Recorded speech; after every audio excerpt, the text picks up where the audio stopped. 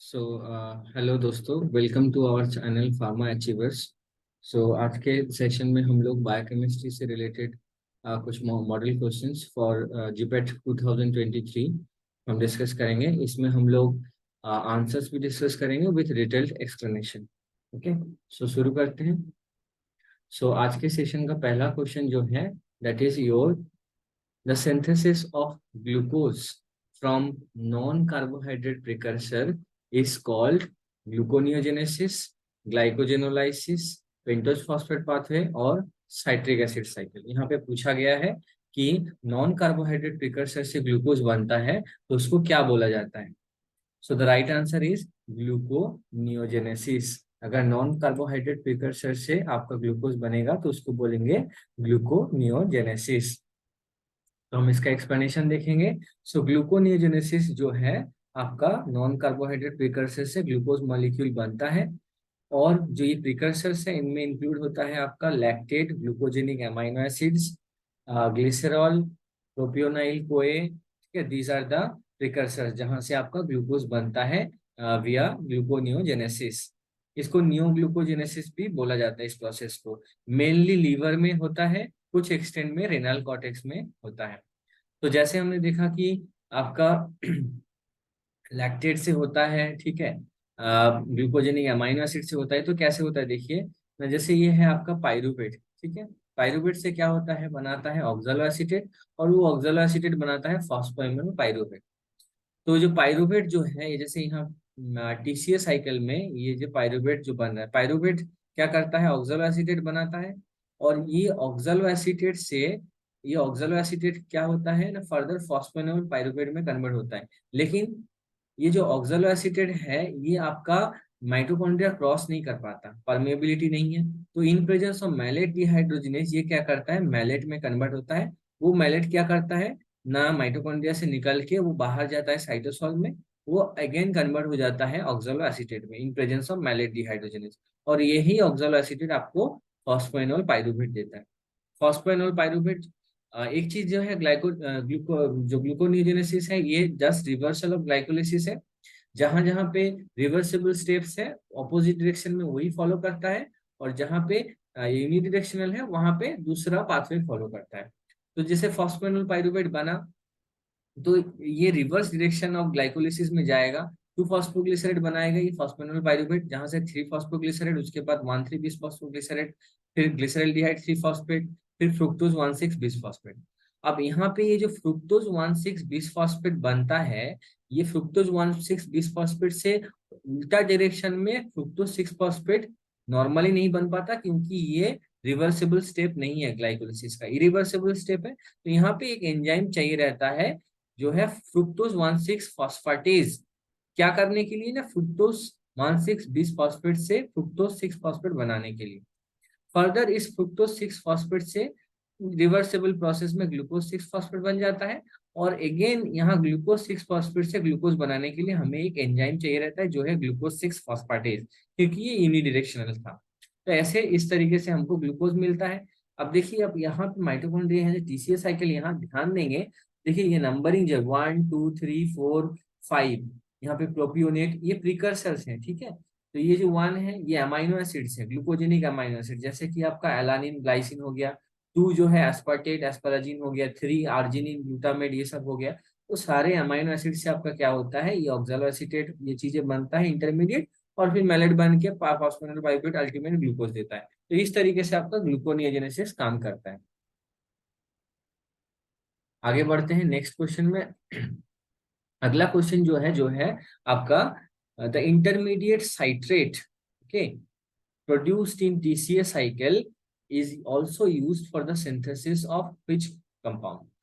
Purines, fatty acids, pyrimidines और non essential amino acids. क्या पूछा गया है ना, टीसीए साइकिल में जो इंटरमीडिएट अभी हम लोगों ने देखा, इसमें क्या बनता है ना, साइट्रेट बनता है। तो वो जो साइट्रेट है वो कहाँ पे, कौन से मॉलिक्यूल के सिंथेसिस में आपका यूज होता है। The right answer is fatty acid. Okay, option B. कैसे ना, देखिए टीसीए साइकिल में जो इंटरमीडिएट है, like oxaloacetate, alpha ketoglutarate, ये सब क्या करते हैं, अमाइनो एसिड बनाता है, लाइक एस्पार्टेट, ग्लूटामेट बनाता है। बट जो साइट्रेट है वो टीसीए साइकिल में फैटी एसिड सिंथेसिस में इन्वॉल्व रहता है। कैसे ना, फैटी एसिड सिंथेसिस में देखिए, पहला जो स्टेप है वो है carboxylation of acetyl CoA to form malonyl CoA. यहाँ पे एसिटाइल कोए कार्बो CO2 बनाता है मेलोनाइल कोए, और यहाँ पे एसिटाइल कोए कार्बोक्सिलेज एंजाइम रहता है और बायोटीन रहता है। अब ये जो एसिटाइल कोए कार्बोक्सिलेज एंजाइम है, ये मल्टी एंजाइम कॉम्प्लेक्स है। बायोटीन जो है वो है आपका बी कॉम्प्लेक्स विटामिन है, तो बायोटीन भी यहाँ नेसेसरी रहता है इस स्टेप को होने के लिए, फैटी एसिड का, फैटी एसिड एसिड बायोसिंथेसिस का पहला स्टेप। तो ये जो एंजाइम है बायोटीन, इसको कौन रेगुलेट करता है, ये जो सॉरी एसिटाइल कोए कार्बोक्सिलेज, इसको रेगुलेट करता है साइट्रेट एंड पामिटोइल कोए। साइट्रेट जो है पॉजिटिवली रेगुलेट करता है, मतलब बढ़ाता है इसको, इस स्टेप को, मेलोनाइल कोए बनाता है ज्यादा, और पामिटोइल कोए जो है वो क्या है आपका, ये नेगेटिव आपका क्या देता है रेगुलेटर है, मतलब ये अगर ज्यादा रहेगा तो ये स्टेप होने नहीं देगा। तो इस तरीके से आपका जो साइट्रेट है वो आपका क्या करता है, इन्वॉल्व रहता है fatty acid biosynthesis. Moving to the next question. So the next question for you is the two most important products that is produced in hexose monophosphate shunt, HMP shunt बोलते हैं इसको, या पेंटोज फॉस्फेट पाथवे भी बोलते हैं। तो दो most important product क्या है, ऑप्शंस में है पेंटोजेस amino acids and NADPH, पेंटोजेस and steroids, nucleic acids and NADPH। तो HMP शंट में इंटरमीडिएट में पेंटोज तो बनता है, NADPH बनता है, बट पेंटोज से राइबोस 5 फॉस्फेट से further nucleic acid DNA RNA बनता है। तो right answer is option D. The right answer is option D. Okay, ये है दो मोस्ट इंपॉर्टेंट प्रोडक्ट जो बनता है HMP शंट और हेक्सोस मोनोफॉस्फेट आपका शंट में। ठीक है, see the products obtain from the pathway is NADPH एक है, जो कि सेल बायोसिंथेसिस, राइबोस 5 फॉस्फेट जो कि इन्वॉल्व है आपका न्यूक्लिक एसिड और न्यूक्लियोटाइड सिंथेसिस में, एरिथ्रोस 4 फॉस्फेट इन्वॉल्व रहता है एरोमेटिक अमाइनो एसिड सिंथेसिस में। तो ये जो HMP शंट में राइबोस 5 फॉस्फेट बना, NADPH मेन बना, और इस राइबोस 5 फॉस्फेट से DNA RNA मॉलिक्यूल मिलता है। तो मेन है आपका आपका है DNA RNA molecule and NADPH। Right side में जो दिख रहा है ये है आपका HMP शंट। इसमें दो ऑक्सीडेटिव फेज रहता है, एक रहता है ऑक्सीडेटिव फेज फेज और रहता है non oxidative phase, oxidative phase. ठीक है, तो यहाँ तक जो है ये है आपका ऑक्सीडेटिव फेज। ग्लूकोज 6 फॉस्फेट से आपको मिलेगा 6 फॉस्फोग्लूकोनेट, ग्लूकोनोलैक्टोन, उससे 6 फॉस्फोग्लूकोनेट, फिर 3 कीटो 6 फॉस्फोग्लूकोनेट, फिर 6 राइब्यूलोस 5 फॉस्फेट, जिससे जाइलोस 5 फॉस्फेट, राइबोस 5 फॉस्फेट बनता है। अल्टीमेटली आपको 5 फ्रुक्टोज 6 फॉस्फेट देता है, और इस 5 फ्रुक्टोज 6 फॉस्फेट से 5 ग्लूकोज 6 फॉस्फेट मिलता है। तो अगर 6 ग्लूकोज 6 फॉस्फेट अगर HMP शंट में जाएगा तो वो रिटर्न करेगा 5 ग्लूकोज 6 फॉस्फेट। ठीक है, एक क्या होगा, एक ग्लूकोज कंप्लीटली यूज हो जाएगा, और उसमें हमें क्या मिलेगा, 6 कार्बन डाइऑक्साइड मिलेगा, 12 मॉलिक्यूल ऑफ NADPH मिलेगा, 12 मॉलिक्यूल ऑफ NADPH मिलेगा। ठीक है, और यहाँ जो राइबोस 5 फॉस्फेट बना, यही आपका DNA RNA सिंथेसिस में, RNA सिंथेसिस में हेल्प करेगा। So moving to the next question for you, NADPH जो कि यहाँ पे हमने बनते देखा, HMP शंट में बनते देखा, NADPH required in erythrocytes that is RBC for किस काम के लिए जरूरी रहता है, reducing the glutathione, keeping the iron haemoglobin in hemoglobin in reduced form Fe2+ form, maintaining the integrity of RBC membrane, or all of the above। So NADPH erythrocyte में क्या काम करता है ना, NADPH एरिथ्रोसाइट में ये सारे काम करता है। ये ग्लूटाथायन को रिड्यूस करता है, ये Fe2+ फॉर्म में रखता है, ठीक है, आयरन को, इंटीग्रिटी ऑफ RBC मेम्ब्रेन वो भी मेंटेन करता है। तो right answer is option D. Right answer is option D. Okay, option D is right here. C pentose phosphate pathway और हेक्सोस मोनोफॉस्फेट शंट जो है वो आपको देता है आपको देता है NADPH। और ये जो NADPH है, ये आपका क्या है ना, very essential for important for erythrocytes और RBC। ठीक है, क्या करता है, NADPH प्रिवेंट करता है ऑक्सीडेटिव स्ट्रेस को। कैसे ना, ये ग्लूटाथायन को रिड्यूस करता है विया ग्लूटाथायन रिडक्टेस। जो क्या करता है, इसका काम क्या है ना, H2O2 को H2O में कन्वर्ट करता है, वाटर में, हाइड्रोजन पेरोक्साइड को वाटर में कन्वर्ट करता है in presence of glutathione peroxidase. अब इन एब्सेंस ऑफ H2O2 क्या होगा, अगर इसके एब्सेंस में, NADPH के एब्सेंस में H2O2 क्या होता है, H2O में कन्वर्ट नहीं होता, वो किस में कन्वर्ट होता है ना, हाइड्रोक्सिल फ्री रेडिकल में कन्वर्ट होता है, जो कि सेल को अटैक कर सकता है, डैमेज कर सकता है। तो इस तरीके से NADPH जो है मेम्ब्रेन स्टेबिलिटी देता है, RBC का मेम्ब्रेन स्टेबिलिटी देता है और उसका इंटीग्रिटी को मेंटेन रखता है। Okay,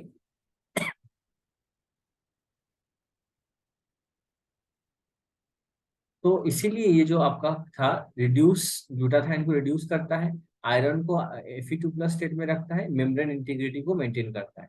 okay, next question for you is precursor of vitamin A, that is your beta carotene, it is oxidatively cleaved by which enzyme, hydroxylase, oxygenase, beta carotene deoxygenase और reductase। क्या पूछा गया है ना, beta carotene जो कि vitamin A का precursor है, वो कौन से एंजाइम के प्रेजेंस में ऑक्सीडेटिवली क्लीव होता है और ये विटामिन ए बनाता है। तो the right answer here is beta carotene dioxygenase. Right option is beta carotene dioxygenase. इसी के प्रेजेंस में ये क्या करता है, आपका क्लीव होता है beta carotene. Right answer is beta carotene dioxygenase. यहाँ पे हम देखेंगे कि, देखिए राइट साइड में अगर आप देखेंगे तो बीटा कैरोटीन जो है, beta carotene, this is the structure of beta carotene, ये बीटा कैरोटीन है। बीटा कैरोटीन यहाँ डबल बॉन्ड ब्रेक होता है, break double bond in presence of dioxygenase enzyme, और बनाता है रेटिनल। हम जानते हैं कि विटामिन ए जो है तीन टाइप, एक है रेटिनल जिसमें CHO रहता है, ये एक है रेटिनोल जिसमें OH रहता है, और एक है रेटिनोइक एसिड जिसमें COOH ग्रुप रहता है। तो ये आपका बनाया रेटिनल। देखिए ऑक्सीडेटिव क्लीवेज हुआ, रेटिनल बनाया, रेटिनल फर्दर ऑक्सीडाइज होकर आपको रेटिनोइक एसिड दे सकता है, या रिड्यूस होकर आपको रेटिनॉल भी दे सकता है। और रेटिनॉल को अगर ट्रांस एस्टरिफिकेशन करेंगे तो रेटिनाइल पामिटेट देता है। तो बीटा कैरोटीन बात जो है आपका क्लीव होता है in presence of beta carotene deoxygenase enzyme, जो हमें यहाँ पूछा गया था।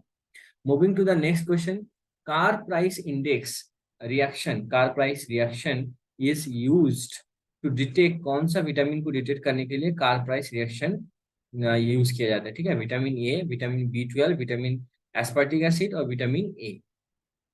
सो कार प्राइस रिएक्शन जो है वो आपका यूज किया जाता है टू डिटेक्ट विटामिन ए। ठीक है, विटामिन ए को डिटेक्ट करने के लिए किया जाता है।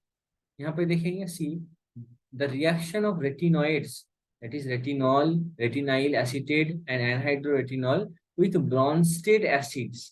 ठीक है, तो ये जो है स्टडी किया गया, known as Carr Price reaction. Bronsted acid like आपका जो है आपका एंटीमोनी ट्राइक्लोराइड लुइस एसिड, ये क्या करता है, विटामिन ए के साथ रिएक्ट करता है और ये ब्रिलियंट ब्लू कलर देता है। क्या देता है, ब्रिलियंट, ब्रिलियंट ब्लू कलर देता है, ब्लू कलर देता है। तो इस तरीके से हम डिटेक्ट कर सकते हैं विटामिन ए को, और कैरोटीनॉइड को भी डिटेक्ट कर सकते हैं। ठीक है, see retinol, that is vitamin A, when reacts with antimony chloride SbCl3 trichloride, antimony trichloride Lewis acid, वो क्या देता है, ब्लू कलर देता है। ठीक है, इस तरीके से कैरोटीनॉइड, विटामिन ए, इनको हम कार प्राइस रिएजेंट से हम क्या कर सकते हैं, डिटेक्ट कर सकते हैं। Moving to the next question for you, the deficiency of folate causes, folic acid deficiency क्या करता है, pernicious anaemia, megaloblastic anaemia, macrocytic anaemia और हिमोलाइटिक एनीमिया। तो फोलेट के डेफिशिएंसी में हमें क्या देखने को मिलता है ना, मेगालोब्लास्टिक एनीमिया, मेगालोब्लास्टिक एनीमिया हमें देखने को मिलता है। फोलिक एसिड डेफिशिएंसी में हमें क्या मिलता है, मेगालोब्लास्टिक एनीमिया, और मेनली ये प्रेग्नेंट वुमेन के केस में देखा जाता है। Okay, now see, this is the structure of folic acid. इसमें टेरिडीन रिंग है, इसमें पैरामिनो बेंजोइक एसिड है और ग्लूटामिक एसिड, ये तीन कंपोनेंट है इसमें फोलिक एसिड के स्ट्रक्चर में। Next question for you is calcitriol. Calcitriol is 125 dihydroxycholecalciferol, 1 hydroxycholecalciferol, 25-26 dihydroxycholecalciferol और 25 hydroxycholecalciferol। यहाँ स्ट्रक्चर से रिलेटेड क्वेश्चन है इसका ना, calcitriol, vitamin D3। So the right answer is it is 125 dihydroxycholecalciferol. Option A is correct here. So calcitriol is nothing but 125 dihydroxycholecalciferol. यहाँ पे देखेंगे ये जो नीचे का स्ट्रक्चर है यहाँ पे, ये क्या है ना, ये है आपका कोलेकैल्सिफेरॉल। कोलेकैल्सिफेरॉल। अब इसमें आप देखेंगे 1 2 3 4, ये 3 पोजीशन में OH है कोलेकैल्सिफेरॉल में। और ऊपर वाला जो स्ट्रक्चर है दिस इज योर कैल्सीट्राइल। कैल्सीट्राइल, ट्राइल से समझ आ रहा है, इसमें 3 OH ग्रुप होगा, 3 OH ग्रुप है। एक ये है, एक दूसरा है, ये तीसरा है। एक 1 पोजीशन में है, एक 3 में है और एक 25 में है, इसलिए इसको ट्राइल बोलते हैं। अब देखिए जो कोलेकैल्सिफेरॉल है ऑलरेडी 3 में था, इसलिए हम बोलेंगे इसको 125 डाईहाइड्रोक्सी डाईहाइड्रोक्सी कोलेकैल्सिफेरॉल। कोलेकैल्सिफेरॉल हम इसको बोल सकते हैं, ठीक है। सो विटामिन D3 जो कैल्सिट्राइल इज 125 डाईहाइड्रोक्सी कोलेकैल्सिफेरॉल, ये 1 अल्फा 25 डाईहाइड्रोक्सी कोलेकैल्सिफेरॉल और 125 डाईहाइड्रोक्सी विटामिन D3, ठीक है। So, उसी बेसिस पे हमारा right answer is 125 dihydroxy cholecalciferol.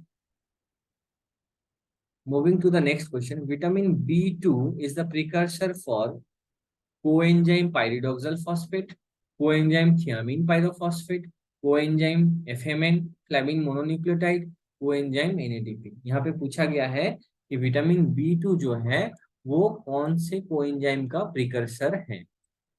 So the right answer here is vitamin B2 is the precursor for coenzyme FMN, flavin mononucleotide। Vitamin B2 इसका precursor है। We'll see vitamin B2 also known as riboflavin। तो riboflavin convert होता है active coenzyme में, that is flavin mononucleotide and flavin adenine dinucleotide with the help of ATP। ये है vitamin B2। ये structure in presence of riboflavin kinase ATP use होता है। यहाँ पे देखिए फॉस्फेट जुड़ गया तो ये बनाया राइबोफ्लाविन 5 फॉस्फेट, उसी को हम बोलेंगे flavin mononucleotide. Flavin mononucleotide further क्या होता है, FAD flavin adenine dinucleotide pyrophosphorylase enzyme के प्रेजेंस में ये क्या करता है, देखिए ये मोइटी था, ये था फॉस्फेट, ये अगेन दूसरा फॉस्फेट और ये दूसरा आपका न्यूक्लियोटाइड मोइटी, तो ये बना देता है फ्लेविन एडेनिन डाइन्यूक्लियोटाइड FAD। तो विटामिन B2 किसका प्रिकर्सर है ना, FMN and FAD। Moving to the next question for you, basic nucleus that is present in vitamin B5। Vitamin B5 में आपका बेसिक न्यूक्लियस क्या है। Options are pyridine nucleus, pyrimidine nucleus, corrin nucleus और alanine and D pantonic acid nucleus, ठीक है। Vitamin B5 में basic nucleus आपका क्या है पूछा गया है। So the right answer here is alanine and D pantoic acid, that is option D, alanine and D pantoic acid is the right. ये आपका है nucleus in vitamin B5, alanine and D pantoic acid present in vitamin B5, okay. So see vitamin B5 that is also known as pantothenic acid बनता है pantoic acid and beta alanine, ठीक है। Pantoic acid and beta alanine से pantothenic acid आपका बनता है जो कि है विटामिन B5। तो वही आपका ऑप्शन में था D alanine and pantoic acid, ये alanine and D pantoic acid, तो right option is option D, okay. Pantoic acid and beta alanine मिलके आपको पेंटोथेनिक एसिड देता है। Moving to the next question, question number 11, in erythrocyte 2,3-bisphosphoglycerate, that is 2,3-BPG, 2,3-bisphosphoglycerate is derived from the intermediate। कहाँ से बनता है erythrocyte, RBC में ये जो 2,3-BPG बनता है कहाँ से बनता है। Options are glyceraldehyde three phosphate, 1,3-bisphosphoglycerate, three phosphoglycerate और two phosphoglycerate. So here the right option is, जहां से आपका एरिथ्रोसाइट में 2,3-फॉस्फोग्लिसराइड बनता है, the right option is one three bisphosphoglycerate, option B. ठीक है, 2,3-बिसफॉस्फोग्लिसरेट बनता है 1,3-बिसफॉस्फोग्लिसरेट से। और जो प्रोसेस है इसको बोलते हैं रैपापोर्ट लुबेरिंग साइकिल। हम देखेंगे इसको। सी, नॉर्मली आपका क्या होता है ग्लाइकोलिसिस में, आपका ग्लूकोज ग्लूकोज से डिफरेंट स्टेप्स के थ्रू, इंटरमीडिएट के थ्रू, स्टेप्स के थ्रू ग्लिसरॉल डिहाइड 3 फॉस्फेट, वहां से क्या बनता है 1,3-बिसफॉस्फोग्लिसरेट, और उससे 3 फॉस्फोग्लिसरेट, और फिर पायरुवेट बनता है अल्टीमेटली। अब देखिए यहाँ पे एक बाईपास बाईपास हो रहा है। बाईपास कहाँ पे हो रहा है, यहाँ देखिए 1,3-बिसफॉस्फोग्लिसरेट, यहाँ पे बाईपास हो रहा है इन प्रेजेंस ऑफ 2,3-बिसफॉस्फोग्लिसरेट म्यूटेज। ये 2,3-बिसफॉस्फोग्लिसरेट म्यूटेज के प्रेजेंस में ये बनाएगा 2,3-बिसफॉस्फोग्लिसरेट, और वो 2,3-बिसफॉस्फोग्लिसरेट फर्दर क्या देगा ना, 3 फॉस्फोग्लिसरेट देगा इन प्रेजेंस ऑफ 2,3-बिसफॉस्फोग्लिसरेट फॉस्फेटेज। ठीक है, तो यहाँ पे बाईपास कौन हुआ ना, 1,3-बिसफॉस्फोग्लिसरेट से 3 फॉस्फोग्लिसरेट बना नहीं, 2,3-बिसफॉस्फोग्लिसरेट बना, और उससे फिर 3 फॉस्फोग्लिसराइड बना, ये बाईपास मेथड। इसको बोलेंगे रैपापोर्ट लुबेरिंग साइकिल। ठीक है, और ये कब होता है ना, देखिए 2,3-बिसफॉस्फोग्लिसरेट इसका बनता तो है, तो इसमें एरिथ्रोसाइट में क्या रोल है ना, ये जब आपको क्या होता है ना, इसका लिटिल इफेक्ट रहता है जहां पे आपका क्या होता है, binding of oxygen to haemoglobin at a high oxygen PO2 level. But जब आपका ऑक्सीजन लेवल कम हो जाता है, तो ये क्या करता है, promote the release of oxygen from haemoglobin. Haemoglobin को ऑक्सीजन से क्या करता है, रिलीज कर देता है एट लो पीओ। तो ये इसका फंक्शनिंग है, और इसको बोलते हैं, ये जो बाईपास प्रोसेस है इसको बोलते हैं Rapoport Luebering cycle. Moving to the next question, question number 12, the connecting link between HMP shunt and lipid synthesis, hexose monophosphate shunt and lipid synthesis, मतलब फैटी एसिड सिंथेसिस में लिंक क्या है। Options are NADPH, ribose, NADH और sedoheptulose seven phosphate. So यहाँ पे HMP shunt and lipid synthesis के बीच में आपका जो लिंक है, the link is the link is NADPH, the link is NADPH। Okay, NADPH is the right answer, option A. HMP shunt और लिपिड सिंथेसिस के बीच लिंक है। देखिए NADPH जो है आपका, वो कहाँ पे रिकॉर्ड होता है ना, reductive biosynthesis of fatty acid, वही lipid synthesis, fatty acid lipid synthesis required होता है। तो जहां पे लिपोजेनेसिस से रिलेटेड कंसर्न है टिश्यू, जहां पे लिपोजेनेसिस होता है, वहां पे HMP सन क्या होता है, मोर एक्टिव होता है। क्यों, क्योंकि वहां ज्यादा NADPH जरूरी रहेगा, तो ज्यादा HMP संट होगा तो ज्यादा NADPH बनेगा, और वो लिपोजेनेसिस में इन्वॉल्व होगा। So that is like in adipose tissue liver, ये चीज देखने को मिलता है। So this is the link between lipid synthesis and HMP shunt. HMP shunt में हम लोग देखा NADPH प्रोड्यूस होता है। Moving to the next question, which one of the following enzymes in glycolysis catalyzes an irreversible reaction। तो glycolysis में हम लोगों ने देखा था कि कुछ सम रिएक्शंस जो हैं, स्टेप्स जो हैं, वो क्या है आपका, इरिवर्सिबल है। क्या है, इरिवर्सिबल है, और बाकी जो है रिवर्सिबल है। तो यहाँ पे पूछा गया है कि इनमें से कौन सा एंजाइम वही इरिवर्सिबल रिएक्शन में इन्वॉल्व रहते हैं। Option are phosphofructokinase, hexokinase, pyruvate kinase और all of the above.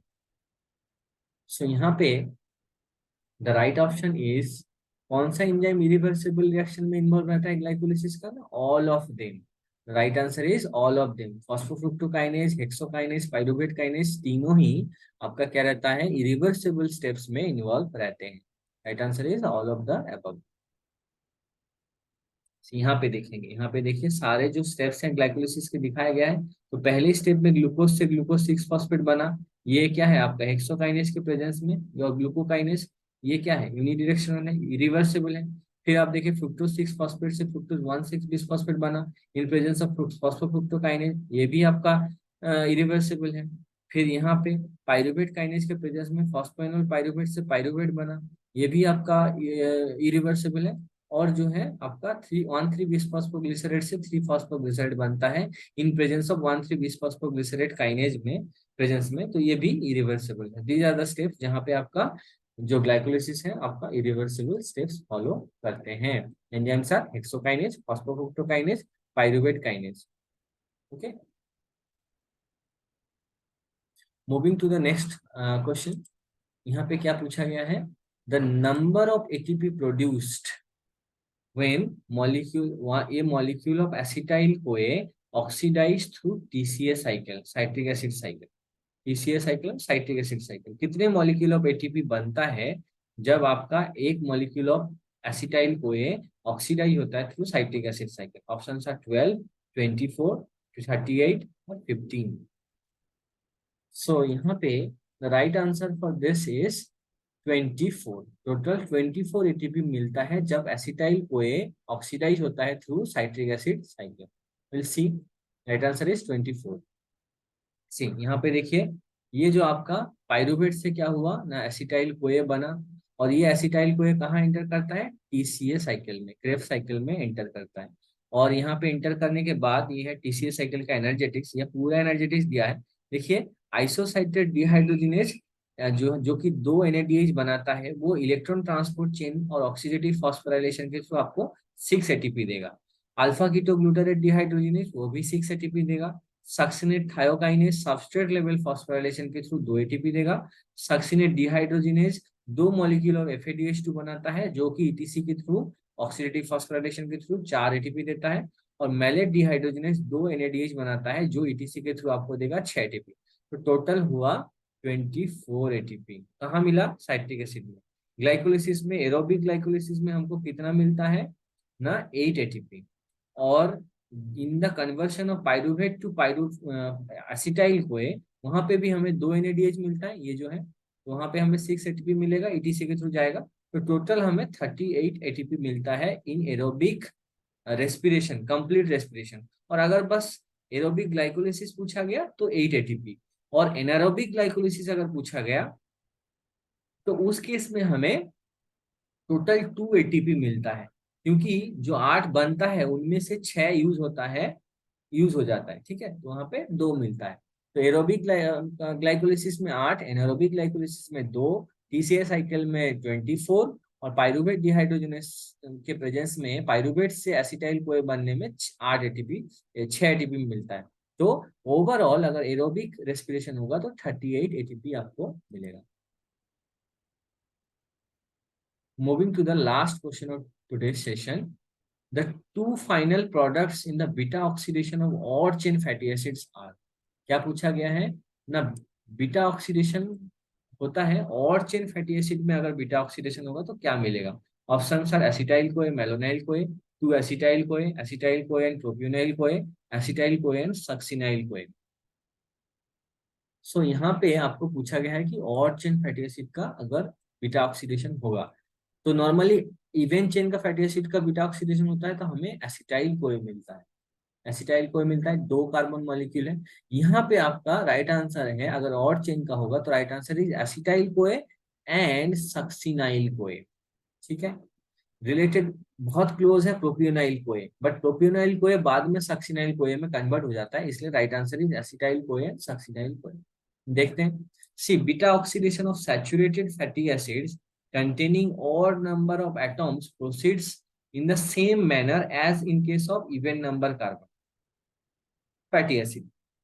Even chain fatty acid में आपको एंड प्रोडक्ट क्या मिलेगा, एसिटाइल कोए, जो 2 कार्बन मॉलिक्यूल है, क्योंकि हर स्टेप में बीटा ऑक्सीडेशन में 2-2 कार्बन करके निकल जाता है, तो बाद में पड़ा रहता है 2 कार्बन। अगर ये इवन नंबर होगा, इवन नंबर फैटी एसिड होगा, लेकिन अगर ऑड हो गया तो कितना रहेगा, 3 कार्बन चेन वाला कंपाउंड, 3 कार्बन वाला कंपाउंड रहेगा। So the only difference between is that beta oxidation cycle में 3 carbon fragment is left behind in place of 2 carbon unit of acetyl कोए, किसके केस में ना, और चेन फैटी एसिड के केस में। तो ये जो 3 कार्बन कंपाउंड है, इट इज नथिंग बट ये क्या है आपका, प्रोपियोनाइल कोए। लेकिन क्या होता है, प्रोपियोनाइल कोए बनता तो है लेकिन वो फर्दर सक्सिनाइल कोए में कन्वर्ट हो जाता है। प्रोपियोनाइल कोए कन्वर्ट होता है इनटू डी मेलोनाइल, मिथाइल मेलोनाइल कोए एल मिथाइल मेलोनाइल कोए एंड फाइनली सक्सिनाइल कोए, और यही सक्सिनाइल कोए टीसीए साइकिल में एंटर करता है। तो इसीलिए अगर आपको बोले कि और चेन फैटी एसिड अगर बीटा ऑक्सीडेशन होगा तो आपको क्या देगा ना, एसिड अल्टीमेटली देगा एसिटाइल कोए सक्सिनाइल कोए, क्योंकि प्रोपियोनाइल कोए सक्सिनाइल कोए में कन्वर्ट हो रहा है। अगर मान लीजिए सक्सिनाइल कोई ऑप्शन में नहीं है, प्रोपियोनाइल कोए है, तो तहाँ उस जगह पे ये ऑप्शन सी को आपको सिलेक्ट करना। Okay, so this is all about today's session. Thanks for watching. सो मिलते हैं अगले सेशन में बायोकेमिस्ट्री पार्ट 2, जो कि टारगेट रहेगा टुवर्ड्स जिपेट 23। Thank you for watching session.